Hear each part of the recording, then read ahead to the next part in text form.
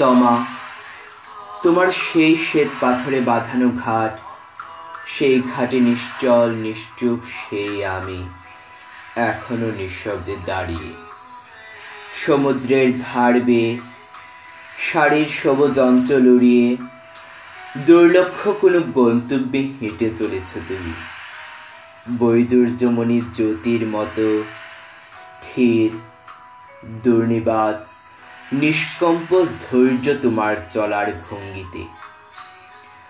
চারপাশে খেয়াল করবার কিছুমাত্র অবকাশ যেন নেই।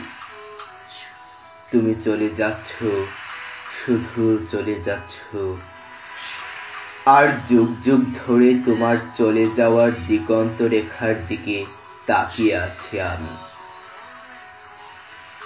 হঠাৎ মনে হলো সমুদ্র থেকে যেন গভীর ঘন কালো এক অন্ধকার এসে তোমাকে সম্পূর্ণ মুছে দিল।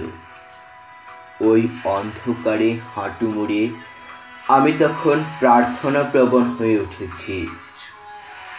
জীবনের যা কিছু উচ্ছ্বাস, যেটুকু আনন্দস্ম, নক্ষত্রের যে সমস্ত রূপলী উৎসব, প্রাণের সমস্ত বিস্তার ওই অন্তহীন অন্ধকারে মিলিয়েই তবে যাক, ঝরে যাক বুকের সমস্ত উষ্ণতা ওই মাতাল অন্ধকারে চৈত্র হাওয়ায় ছোড়া ভুলের মতো।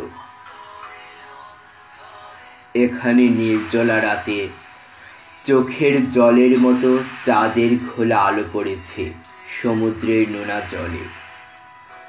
চারদিকে ছড়ানো কি বিস্মিত প্রকৃতি।